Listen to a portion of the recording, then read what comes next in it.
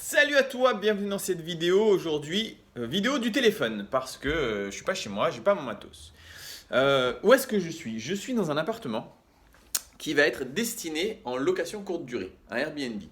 Alors c'est un petit studio, mais qui est plutôt sympa, avec un petit jardin dehors. Putain, j'ai une tête hyper fatiguée, je sais pas ce que j'ai, je suis fatigué en ce moment. Bon voilà, tu vois, c'est en cours d'aménagement. Il a jamais été loué pour le moment, il sera bientôt loué. C'est pas à moi, c'est à quelqu'un qui l'a acheté. Et je te raconte rapidement, je vais te donner un peu les chiffres, tu vois, pour que tu aies une idée. Alors, c'est un appart qui coûte plus ou moins, je n'ai pas les chiffres précis, mais en gros, frais de notaire, travaux, etc., et peut-être même la déco qui va avec, 110 000 euros. Alors, on est au sud de la France, au bord de mer, donc c'est pas trop mal, avec un petit jardin. Donc 110 000 euros et ça va être loué minimum 1200 euros par mois en location courte durée, toute l'année. Donc on est à un rendement d'environ 13% brut. Alors c'est pas fou, mais en fait c'est mon frère qui l'a acheté. Et mon frère il était en mode vas-y je suis pressé, je cherche pas plus que ça, je crois qu'il a cherché 15 jours. Donc il n'a pas trouvé non plus l'affaire du siècle, mais c'est pas trop mal. 13% de rentabilité brute, donc en net, on est plus ou moins à du 10%, ce qui est bien, malgré que ce soit en courte durée, donc c'est un peu du boulot. Ce qui est cool à savoir avec ça, c'est que c'est un peu son histoire, c'est comment il a réussi à avoir cet appart. En fait, lui, si tu veux, il n'avait pas de CDI, et il s'est dit, il faut que j'investisse dans l'immobilier. Donc, il s'est dégoté un CDI, où il avait pour projet, en gros, de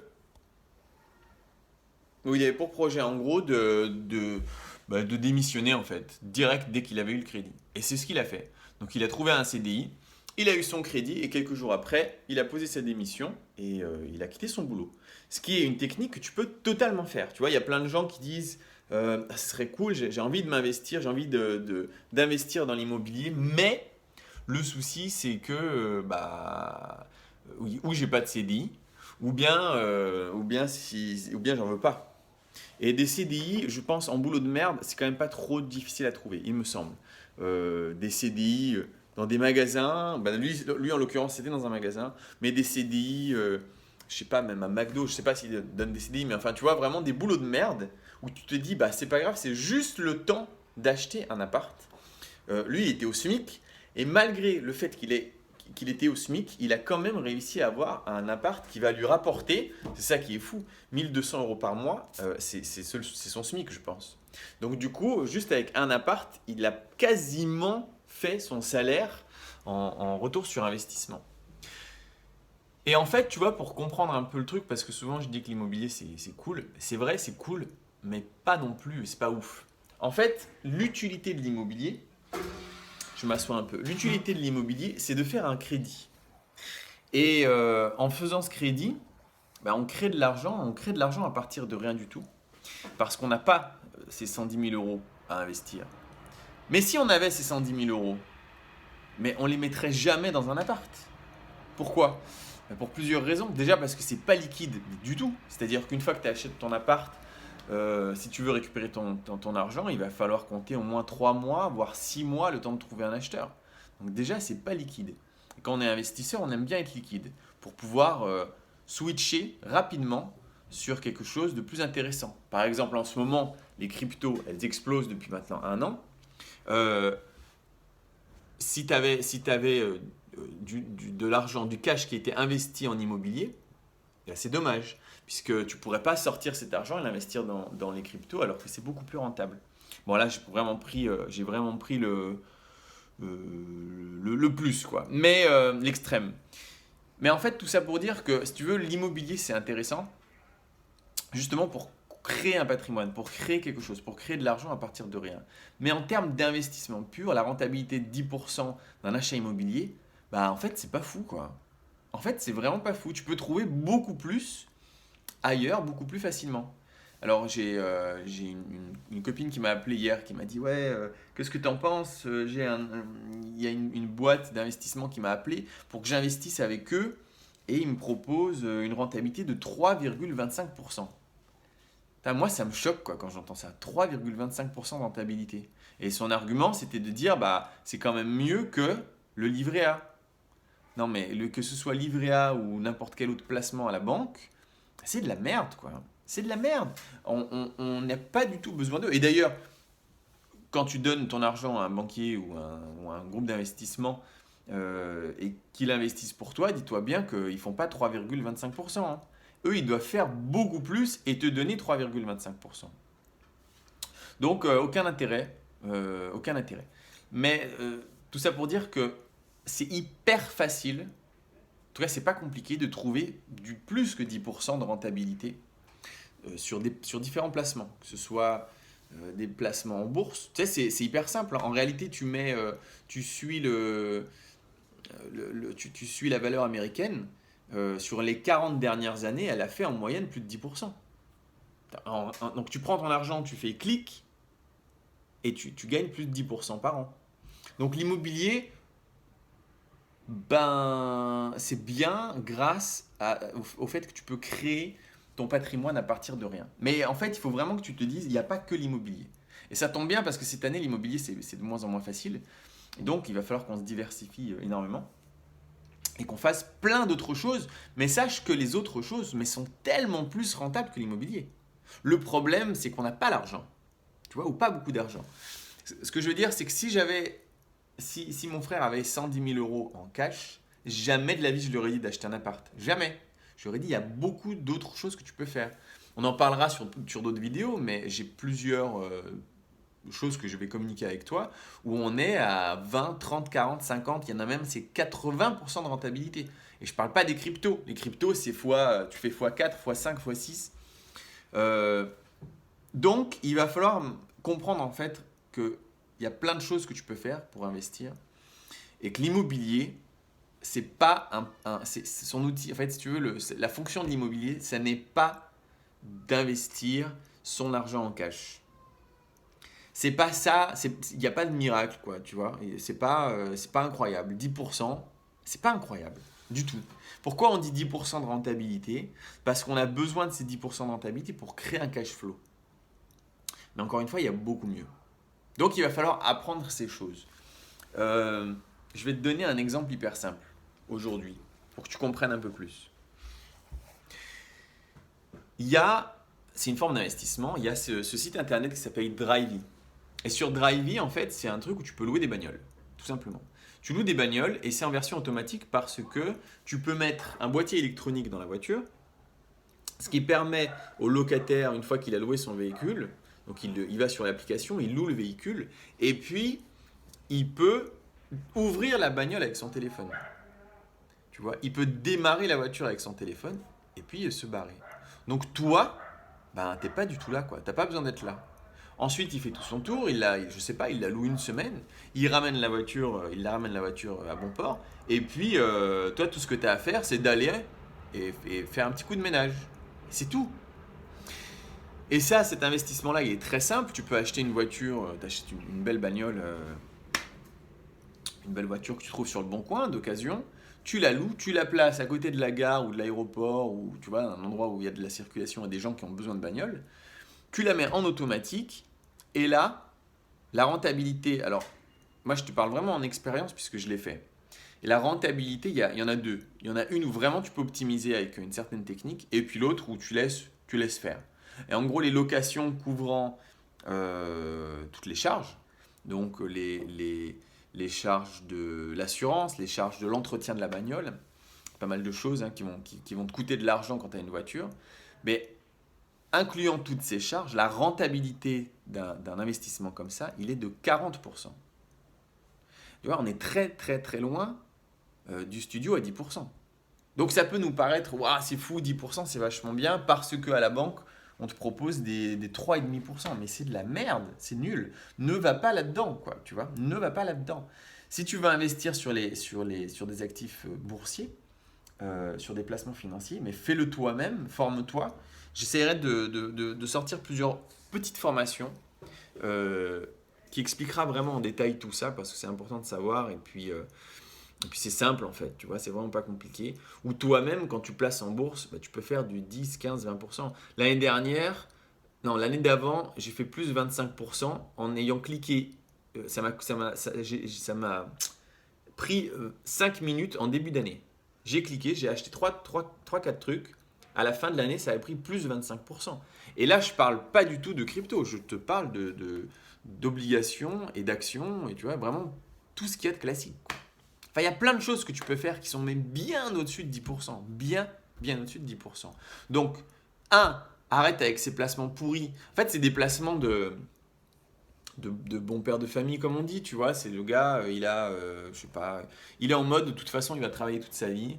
Il a un peu d'argent de côté, donc il place cet argent et il se dit, ça va me rapporter 3-4%, c'est mieux que rien. Mais si tu veux te libérer du travail, ben, calcule, il te faut une somme, mais gigantesque, tu vois, pour te libérer du travail avec 3% de rentabilité. Donc, c'est clairement pas la solution. Et d'ailleurs, même avec les 10% de rentabilité de l'immobilier, faut déjà un sacré parc immobilier pour vraiment te libérer du travail. Non, l'immobilier, c'est quelque chose qui t'apporte de l'argent, qui te crée de l'argent à partir de rien. Mais cet argent-là, une fois que tu l'as, tu dois le placer sur des supports qui rapportent énormément plus. Et donc, il y en a plein. Là, je t'ai parlé des voitures, 40%. Qu'est-ce que je peux te dire d'autre? Ben, par exemple, tu vas sur eToro et alors eToro, c'est un site, je te montrerai un jour. C'est un truc où tu peux acheter des actions, des obligations, tu peux acheter de tout actif classique, hein. Tu peux acheter de l'or, tu peux acheter, bon, même des cryptos, tu peux tout acheter. Mais il y a une fonction qui est intéressante, tu peux suivre quelqu'un. C'est-à-dire qu'il y a des mecs qui tradent, il y a des mecs qui investissent et qui analysent toute la journée, c'est leur métier, tu vois, ou en tout cas qui sont bons. Et toi, tu peux juste les suivre. Donc en les suivant, chaque fois que le mec il achète une action, toi automatiquement tu achètes cette action. Chaque fois qu'il vend une action, toi tu vends l'action. Et quand tu vas te balader sur les profils de différents investisseurs, mais on est tellement plus haut que 10%. Mais tellement plus haut. On est à du 20, 30, 40, 50%, il y en a même c'est 100%. Et toi, tu n'as rien à faire. Tu mets ton argent sur le site, tu cliques une fois, faire suivre cet investisseur et basta. Tu vois, donc il y a plein de trucs que tu peux faire. Il y a ça, bon, je te parle des crypto-monnaies. Alors les crypto-monnaies, c'est très, c'est juste pendant une période, tu vois, pendant encore quelques mois, et puis après ça va s'arrêter. Et une fois que ça s'arrêtera, bon, bah ça sera fini. Mais en attendant, il y a certains sites. Par exemple, je suis sur une plateforme qui s'appelle Kraken. Et sur Kraken, tu peux investir dans des crypto-monnaies, bien. Mais il y a aussi un autre système que tu peux faire, c'est stalker. Tu peux stalker de l'argent, c'est-à-dire tu peux stocker des crypto-monnaies d'une certaine manière dans un programme qu'ils ont. Et eux, ils te disent, bah, tu vas toucher tant de pourcents par an. C'est comme un placement épargne, mais en crypto. Et le rendement, il est de 12%. Tu vois? Donc tu mets tes 100 000 balles, tes 110 000 euros de ton studio, tu les mets sur ce site, et puis tu mets. Alors que normalement, tu peux vraiment faire des multiplicateurs, hein. Tu peux faire du x2, x3, x4, x5, x10. Certaines crypto-monnaies, j'ai vu, elles ont fait x37, tu vois, depuis le début du bull run. Bon, tu te dis non, ça c'est dangereux, je ne veux pas faire ça. Je veux placer l'argent en mode épargne avec une sécurité sur le capital, un rendement sûr et certain. Tu as du 12%, putain. Tu vois? Donc il y a plein de trucs en fait. En fait, il faut arrêter de penser à du. C'est le livret A là qui nous fait chier 0,5%. Qu'est-ce que tu veux faire avec ça? C'est rien. Donc, et encore, je suis même pas sûr que c'est pas plus bas que ça, quoi. Moi, je te dis, j'en ai pas, hein. De livret A, j'en ai pas, je trouve que j'en aurai jamais. Je vois pas l'utilité, quoi. Ça n'a aucun sens. Il y a plein de trucs que tu peux faire. Il y a plein d'autres trucs. L'immobilier, ça te crée de l'argent à partir de rien parce que quand t'as pas de thune, t'as pas de thune. Mais regarde, là, mon frère, ce qu'il vient de faire, il achète un bien à 110 000 balles avec un CDI tout pourri. D'accord? Il est au SMIC, il ne peut pas faire moins. Il arrive quand même à avoir son crédit. Là, juste en termes de cash flow, il va se faire entre 500 et 700 euros par mois de cash flow. C'est énorme, tu vois. Et cet argent-là, mais il ne va pas rembourser son prêt. Puisque l'argent du prêt, tu ne le rembourses pas, ça ne sert à rien. Cet argent-là, tu l'investis sur des trucs à 12, 15, 20, 30, 40, 50% de rentabilité. Et là, tu grossis rapidement. N'oublie pas que le but de l'opération, c'est de faire grossir son patrimoine global minimum de 10% par an. Donc, il faut des boosts, tu vois. Il faut des trucs un peu plus, qui ont un peu plus la pêche.